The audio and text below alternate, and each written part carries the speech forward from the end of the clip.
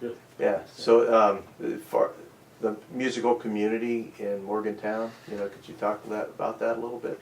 Well, it reminds me a little bit of how it was. When I was younger playing in bands, before we went on the road with some people, I was in Parkersburg, West Virginia, years ago. This is late 60s, early 70s.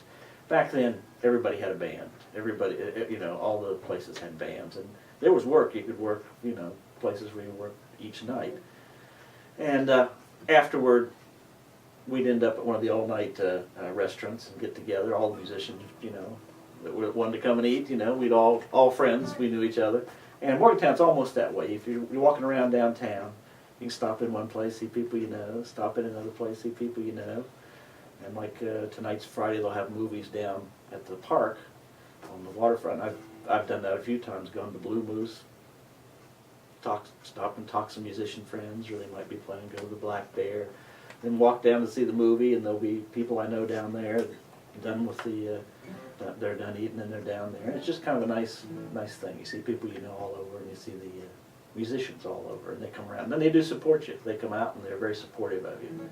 So yeah, it has that vibrant downtown community, even though they do have strip malls outside of it. Yeah, still has that. Somehow survived that. Yeah. So you want to play another tune for us? Sure, we will. This is called "Get Out." In fact, a friend of mine, jazz musician in town, she did the chorus for this because it's really about a couch potato guy and the wife who's pretty sick of it. And it was supposed to be a little more caustic originally, but she's so nice when she did it. It sounded encouraging. So it's we've got a little more positive thing. But I have to do both parts now. I kind of envy couch potatoes in a way, because once they retire, that's basically, they're doing it now. I'd like to do it someday. So.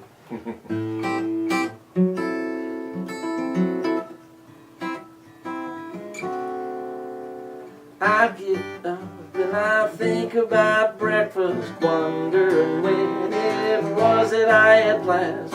Maybe some ice cream and some cold pizza, a big morning feed pizza, little one. I think about lunch, is it much too early? Just hours from now and it's mandatory, and supper, it can't come too soon. I better loosen up my pantaloons. Now get out, start walking around. Get out, put your shoes on the ground, balance yourself right up on 2 feet. Get out, get out, get out on the street.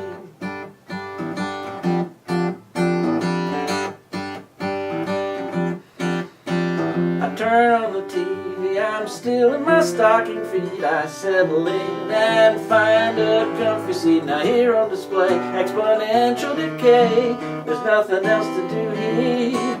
Anyway, now get out, start walking around. Get out, put your shoes on the ground, balance yourself right up on 2 feet. Get out, get out, get out on the street.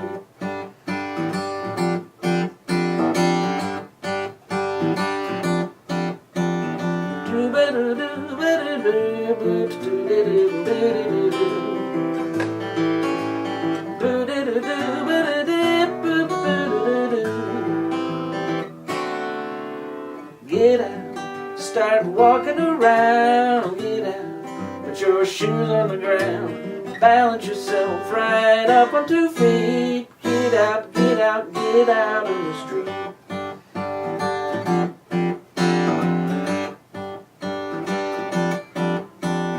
You and I could be wealthy someday. Maybe real soon we'll start saving your pay. We'll stop sitting and staring and counting our change, invest it all in the New York Stock Exchange. Now get out, start walking around. Get out, put your shoes on the ground, balance yourself right up on 2 feet. Get out, get out, get out on the street. Get out on the street. Get out on the street.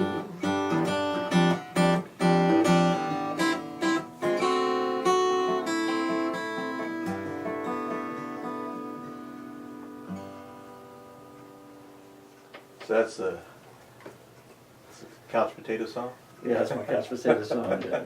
You know, the wife is saying, "Get out, you lazy bum, get out in the street." Like I say, when I did that song, the woman who did, Jenny Wilson, who did the chorus, and she did kind of a white rap on the end.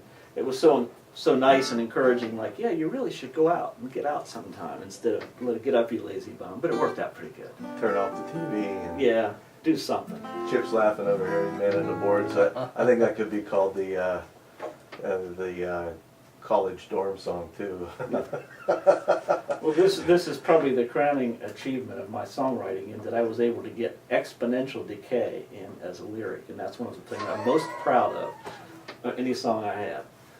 Yeah, those words that that you try to work into, you know, a song that. I said I did it, and it didn't sound weird. Yeah. And so, in case you just joined us, you're listening to Acoustic Songs Live on WNJR Radio, FM 91.7 in Washington, Pennsylvania, and we have Dan Cunningham here in the studio playing for us live. Chip's behind the board, as usual. Manning producing the show, and I'm T. Mitchell Bell, your host for this afternoon. Dan came up from Morgantown, and I certainly appreciate you making the drive and the trip. And I think you have a gig tonight, right? Yeah. You want to tell everybody what's going on tonight? All right, I'll be at the Black Bear on Pleasant Street in Morgantown, starting at 6:30. It's always a great place to eat. It's a great place to hang out, meet friends, talk to people. I love their veggie burrito or whatever. There's something they have there that I really like. Every time I go down there, I have to stop there and eat. So you mentioned Parkersburg, and Todd Burge came to mind. I know Todd. Yeah, he's a friend of mine. Oh, is that right? Yeah, we played some shows together in Pittsburgh, and Todd, he's got, you know, he's connected to the whole West Virginia songwriting. Oh yeah, yeah. I've gone to some of his songwriting things. You know, went and played my songs, and it's great that he's supportive of that. You know, because it gets the songwriters together, and it's kind of an encouragement for some of the guys who don't get to play otherwise. They get to play a few songs at those get-togethers. Is that the Blenner House? They do that there. They do it every once in a while. They do it at Morgantown at the student union at Mountain Layer there too. Oh yeah, I played there. Yeah, I went up and played. That's actually, I think, how I met him the first time. So they invited. I don't know how we managed to connect there, but yeah, he came down to Pittsburgh. I hosted a couple of songwriters nights and at the Club Cafe. Oh, there. Yeah. So we were talking about Morgantown, and what do you do something else for, you know, other than music, right? We were talking about that. Yeah, I work in a factory over at the old industrial park, and you know, I was traveling years ago. I was on the road with a guy who has quite a following, Phil Kagi, and I was playing bass in his band, and we were on the road.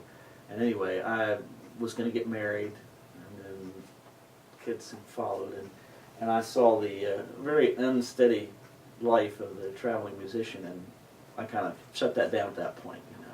Yeah. And got a real job, and Yeah. so in the meantime, just off and on, I've been playing a lot, and now I just play when I can, you know, when I'm off.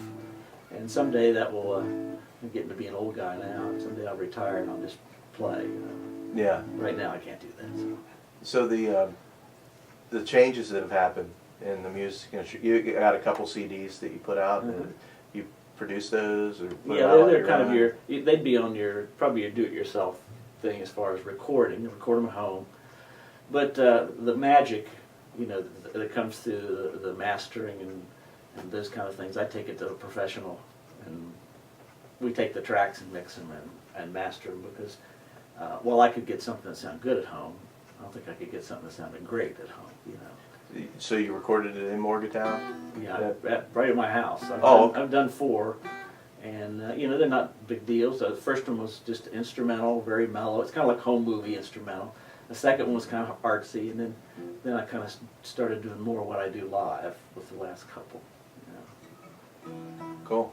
And so then, as far as the things that have changed in the music business when you first started out, playing bass and everything, with the internet and everything that's available, what do you think? Is it good? Is it something that you know? I personally, you know,